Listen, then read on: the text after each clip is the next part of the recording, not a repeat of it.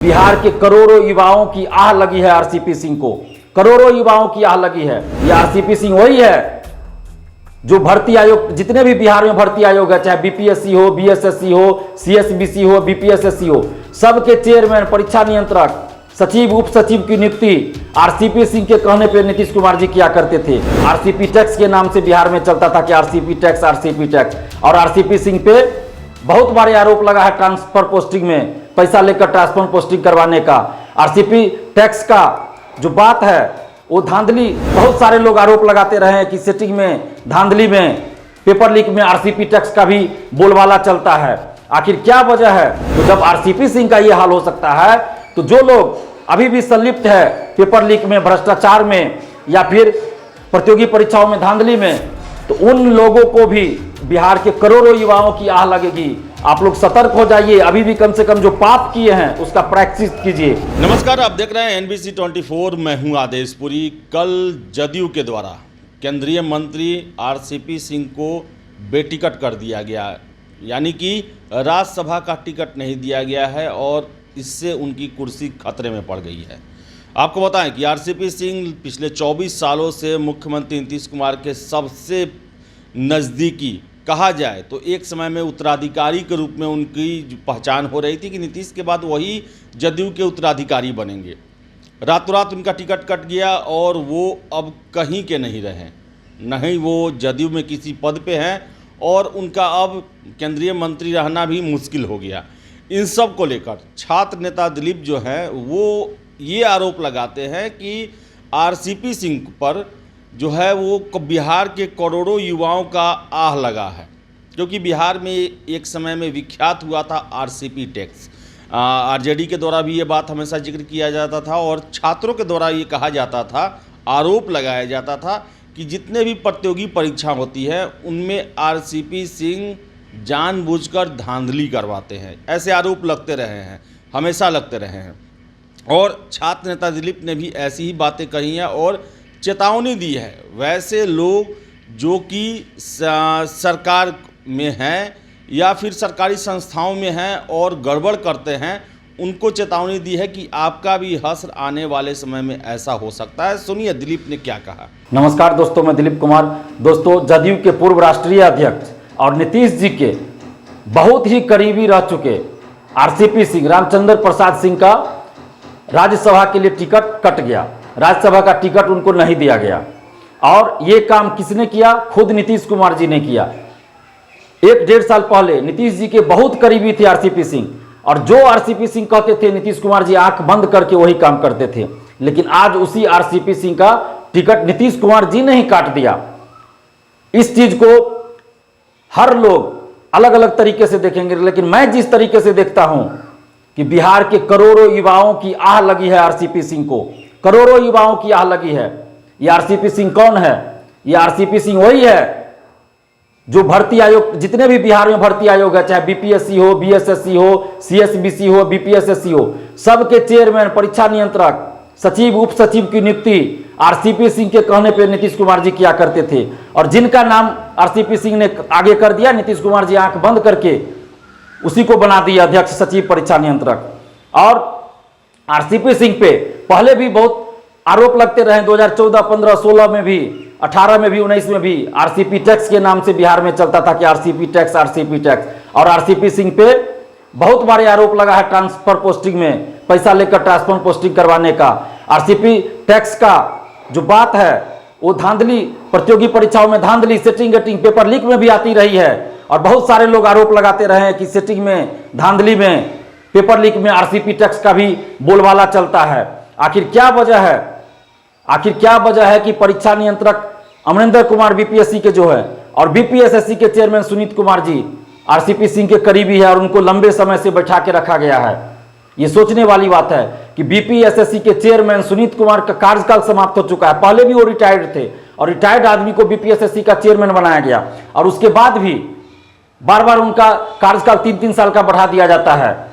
आखिर ऐसा क्यों? क्योंकि ऐसा कहा जा रहा है, बहुत सारे लोगों ने मुझे बताया है कि बीपीएसएससी के चेयरमैन सुनीत कुमार जी और बीपीएससी के परीक्षा नियंत्रक अमरिंदर कुमार जी आरसीपी सिंह के बहुत ही करीबी हैं। और आरसीपी सिंह के कहने पे ही नीतीश कुमार जी ने उनको ये दायित्व दिया है, बीपीएसएससी का चेयरमैन बनाया सुनीत कुमार को और अमरेंद्र कुमार को बीपीएससी का परीक्षा नियंत्रक बनाया।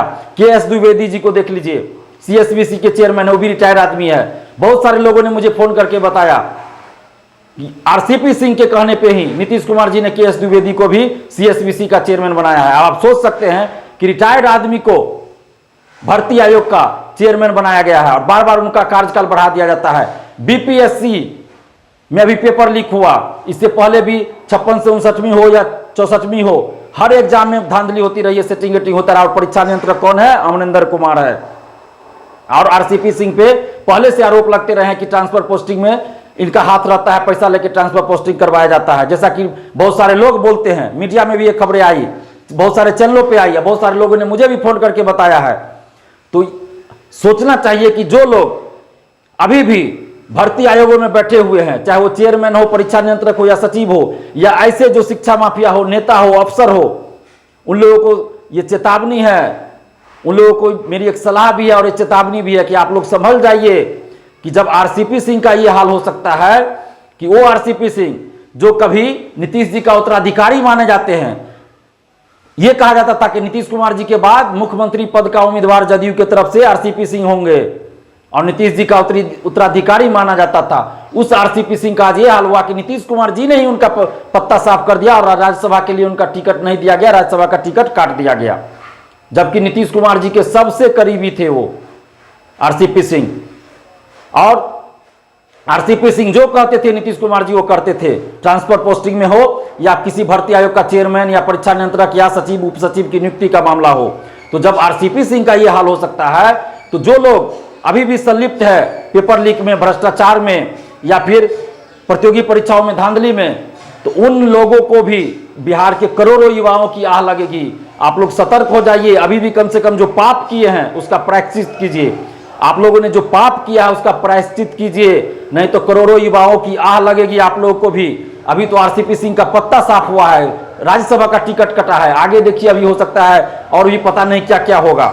लेकिन हम तो नीतीश कुमार जी से मांग करते हैं कि अगर भ्रष्टाचार पे जीरो टॉलरेंस की बात आप करते हैं नीतीश कुमार जी, तो 67वीं बीपीएससी पेपर लीक और दरोगा बहाली में धांधली की आप सीबीआई जांच करवाइए और उसमें देखिए कि क्या आरसीपी सिंह का भी कोई योगदान तो नहीं है, क्या आरसीपी सिंह की कोई भूमिका भी तो नहीं है। क्योंकि बहुत सारे लोगों ने मुझे फोन करके बताया है कि बीपीएसएससी के जो चेयरमैन है सुनीत कुमार, उनका बहुत करीबी संबंध है आरसीपी सिंह से, और बीपीएससी के जो परीक्षा नियंत्रक है अमरिंदर कुमार, उनका भी बहुत करीबी संबंध है इनसे, आरसीपी सिंह से, और ये लोग लंबे समय से पद पे बैठे हुए हैं।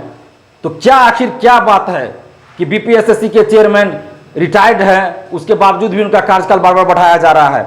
बीपीएससी के परीक्षा नियंत्रक लंबे समय से बने हुए हैं और इन पे कई बार आरोप लग चुका है।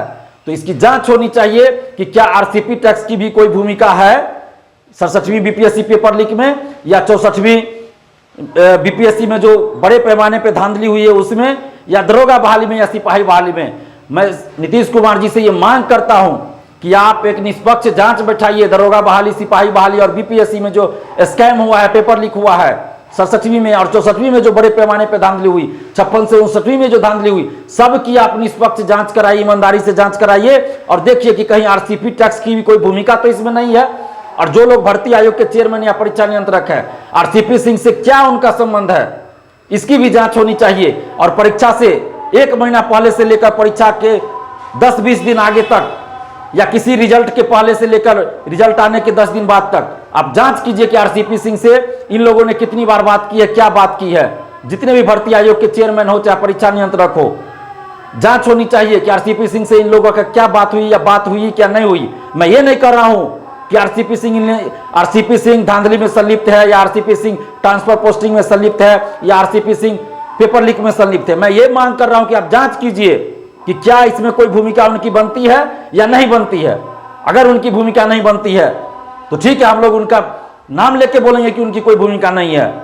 लेकिन जैसे आरोप लग रहे हैं, बहुत सारे लोगों का फोन भी मेरे पास आ रहा है, बहुत सारे लोग बता रहे हैं कि हो सकता है कि आरसीपी सिंह की भी कोई भूमिका हो, तो सरकार जांच कराए।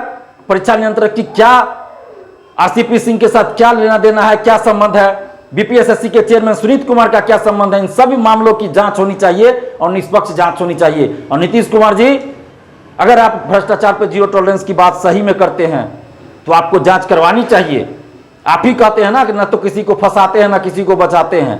तो हम आपसे सिर्फ निष्पक्ष जांच की मांग कर रहे हैं कि आप एक निष्पक्ष जांच कराइए। 1717 दरोगा बहाली, 2446 दरोगा बहाली और 2213 दरोगा बहाली पीटी मेंस, और उसके बाद 56 से 59वीं बीपीएससी, 64वीं बीपीएससी और 56 से 59वीं से लेकर 67वीं बीपीएससी तक में आप सबकी जांच करवाइए। सिपाही बहाली में जो धांधली हुई उसकी जांच करवाइए। सचिवालय सहायक CGL 1 CGL 2 में जो धांधली हुई उसकी जांच करवाइए और देखिए कि क्या इसमें किसी बड़े नेता या किसी बड़े अफसर की भूमिका है, क्या इसमें RCP सिंह की भी कोई भूमिका है या नहीं, तो ये तो जांच के बाद पता चलेगा। तो इसलिए मैं मांग करता हूं कि आप एक निष्पक्ष जांच बैठाइए और जितने भी भर्ती आयोग के चेयरमैन, परीक्षा नियंत्रक या फिर सचिव उप सचिव है, उन सब का संबंध देखिए कि क्या RCP सिंह के साथ क्या कोई संबंध है या नहीं है। अगर है तो किस तरह का संबंध है और ये लोग क्या कर रहे हैं नहीं कर रहे हैं, इन सब बातों की जांच होनी चाहिए। आखिर इतना बड़ा स्कैम कैसे हो गया? बीपीएससी का पेपर आउट हो जाता है, 150 का 150 क्वेश्चन बाहर आ जाता है। 64वीं में 90% से ज्यादा लोग सेटिंग से गए हैं। 56 से 59वीं में भी धांधली हुई है। और अमरिंदर कुमार बीपीएससी के जो परीक्षा नियंत्रक है वो अपने आप को सुपर बॉस समझते हैं, अध्यक्ष से भी ऊपर समझते हैं। आखिर ऐसा क्यों हो रहा है नीतीश कुमार जी? बीपीएसएससी के चेयरमैन सुनीत कुमार अपने आप को ही सब कुछ समझते हैं और किसी की कुछ नहीं सुनते हैं, न कानून न संविधान, कुछ नहीं, जो मन में आता है करता। आखिर ऐसा क्यों हो रहा है? किसका हाथ है सुनीत कुमार के ऊपर? अमरिंदर कुमार के ऊपर किसका हाथ है? तो इन सब मामलों की जांच होनी चाहिए और मैं आपसे मांग करता हूं नीतीश कुमार जी कि आप दरोगा बहाली 1717, 2446, 2213 सबकी आप निष्पक्ष जांच करवाइए। उसके बाद आप बीपीएससी का भी जांच करवाइए और CSBC में जो भर्तियां हुई है, चाहे वो सिपाही बहाली हो या अन्य बहाली हो, सबकी आप जांच करवाइए और देखिए कि इसमें किस किस की भूमिका है, किस किस नेता की भूमिका है और किस किस बड़े अफसर की भूमिका है। अगर आप सच में भ्रष्टाचार पर जीरो टॉलरेंस की बात करते हैं तो आप निश्चित रूप से जांच करवाइएगा। और अगर आप निष्पक्ष जांच नहीं करवाते हैं तो इसका मतलब है कि आप सिर्फ और सिर्फ दिखावा करते हैं। तो हम लोग वेट करते हैं नीतीश कुमार जी, अगर आपने निष्पक्ष जांच नहीं करवाया तो हम लोग फिर एक बड़ा आंदोलन करेंगे। और तमाम छात्र छात्राओं से हम आग्रह कर रहे हैं कि आप लोग भ्रष्टाचार के खिलाफ, प्रतियोगी परीक्षाओं में धांधली के खिलाफ, सेटिंग गेटिंग के खिलाफ मिलकर एकजुट होकर आवाज उठाइए और हमारा साथ दीजिए। नहीं तो फिर आगे इसी तरह धांधली होती रहेगी। तो आप लोग एकदम एकजुट होकर पढ़ाई भी करते रहिए और एकजुट होकर इस अन्याय और शोषण के खिलाफ आवाज भी उठाइए। धन्यवाद, जय हिंद। तो जैसा कि आपने सुना कि दिलीप का साफ कहना है कि RCP सिंह का नाम जो है बिहार के सभी प्रतियोगी परीक्षाओं में आता है और वो धांधली करवाते हैं, ऐसा आरोप जो है उन पर लगते रहा है। तो अब ज़रूरत है कि जो भी परीक्षा 10-12 साल में हुए हैं, चाहे वो बीपीएससी हो, दरोगा का हो, सिपाही का हो या फिर सचिवालय सहायक का हो, सभी की जांच की जाए और जो भी गुनहगार हैं उन्हें पकड़ा जाए। तो फिलहाल इस वीडियो में इतना ही। वीडियो पसंद आए तो लाइक शेयर करें, हमारे चैनल NBC 24 को सब्सक्राइब जरूर कर लें। धन्यवाद।